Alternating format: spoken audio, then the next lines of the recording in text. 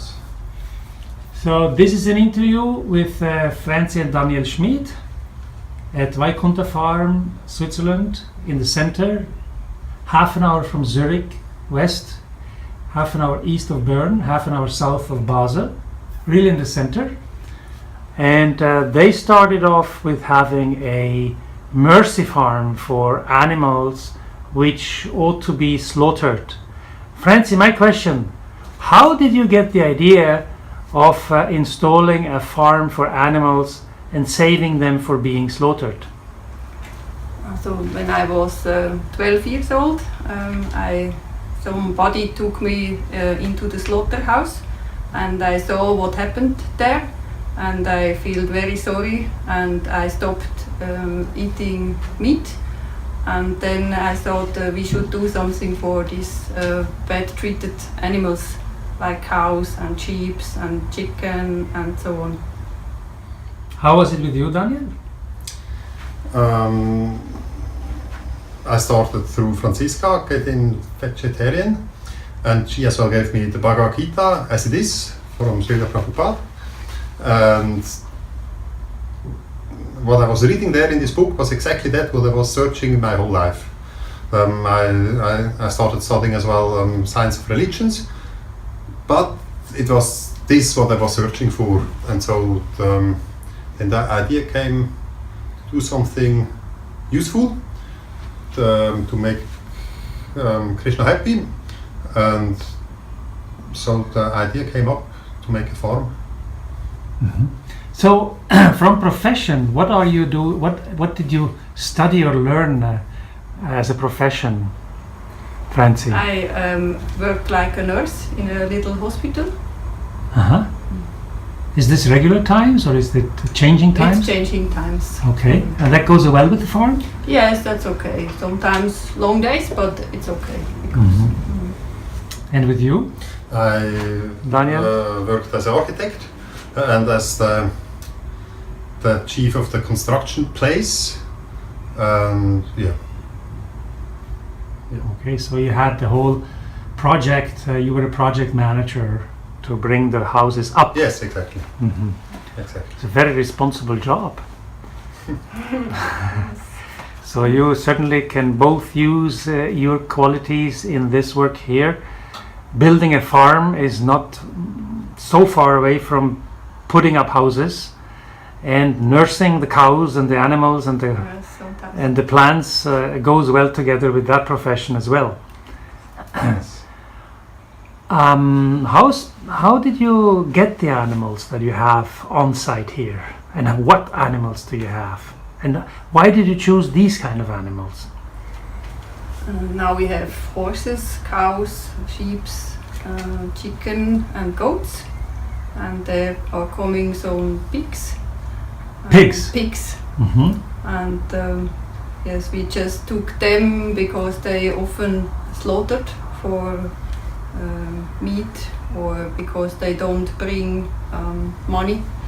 So that's why we decided for these animals. Yeah. And all the animals which are living here, we could buy them before they got slaughtered in the slaughterhouse. You could save them from the slaughter. Yes. All right. So how do we have to imagine this? You go to the slaughterhouses and you buy them before they really get cut their throats through, or what?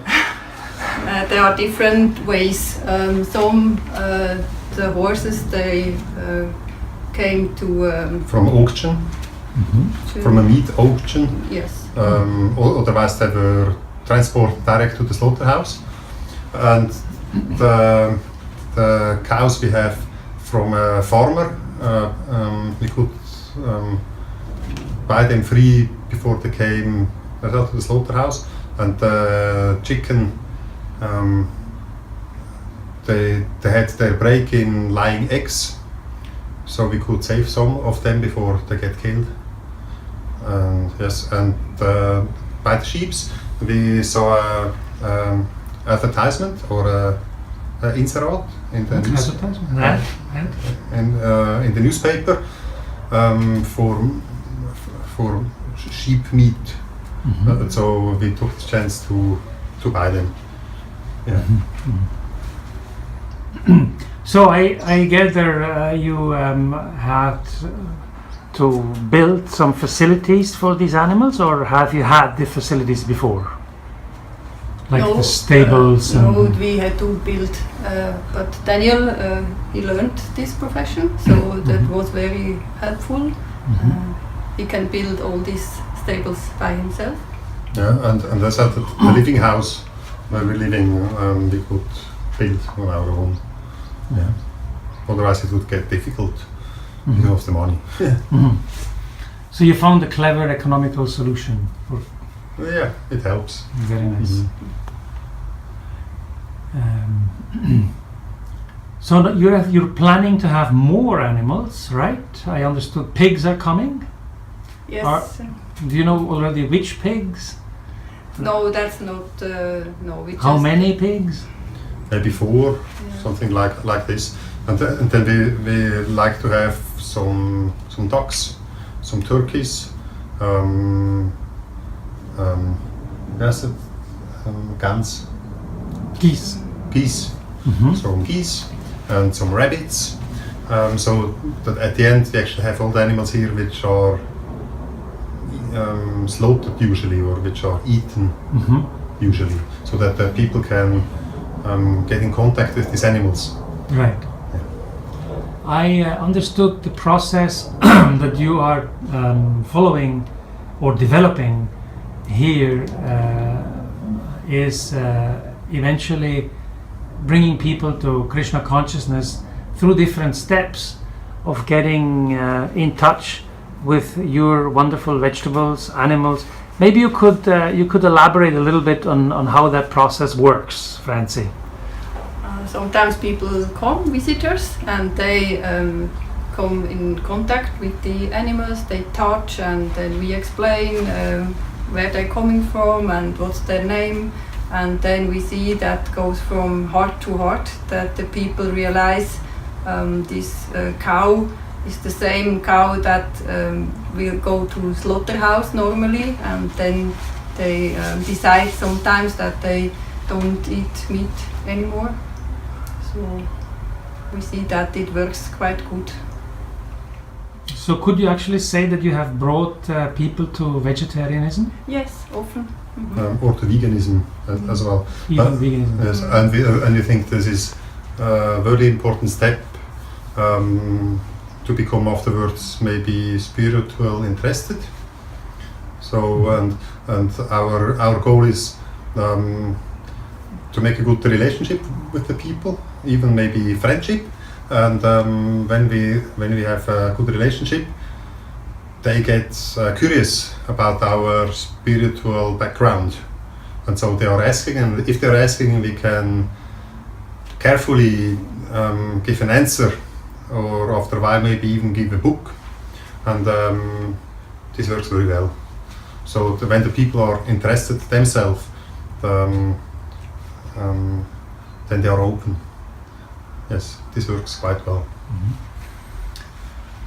Francie, you told me that besides your job, you're looking mostly after the cows and the animals in the morning and in the evening. You told me that you're getting up very early. Can you elaborate a bit on your daily schedule? So normally I get up at about 4:30 in the morning, and then I go to the stable and I clean the stable and give the food to the animals, and then that takes about 1 hour or 1.5 hours, and then I go inside, take a shower, and then I go working to Zurich.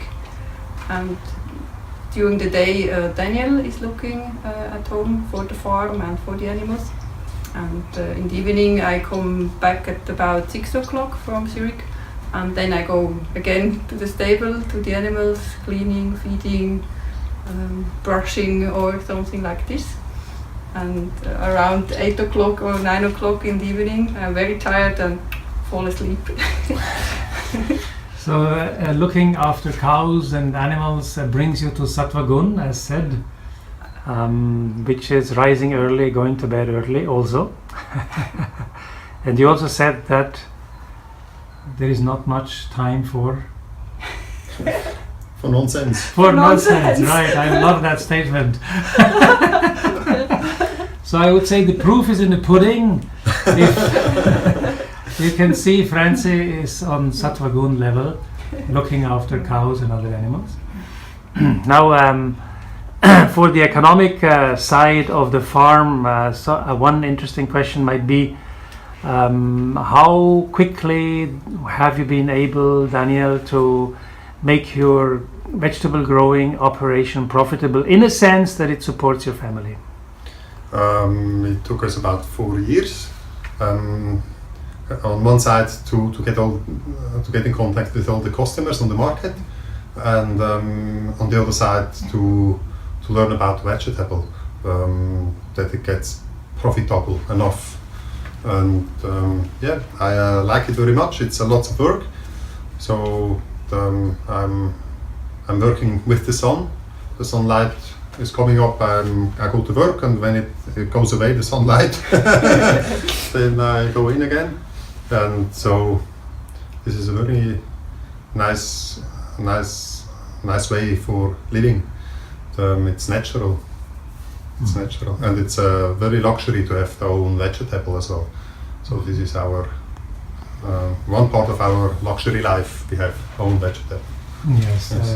One basic sentence that is, or guiding line used in Daiva Varnasrama is that you produce what you that you only consume what you produce, and you only produce what you consume. So that is the basic level for happiness, and you're certainly closest to this so far. I've seen people in Switzerland to that very heart of that key element of Daiva Varnasrama. We have performed today our first Go Puja on Vaikuntha farm. What is your first reaction to this? It was very nice. It was the first time for our cows, and at the beginning they were a little bit nervous, but I saw that they really enjoyed and they were full happy, and me too. It was really nice experience. Yes, it was very nice. Maybe a little bit. Next time maybe we take them to the stable.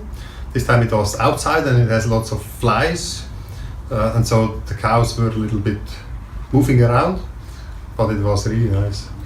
So it's something that you will repeat. Yes, of course. Good. So we encourage you to do Go Puja as many times as possible, but, with as many people as possible. That was really nice. But at least Guru Maharaj recommends to do Go Puja at least once a month on Purnima, on full moon.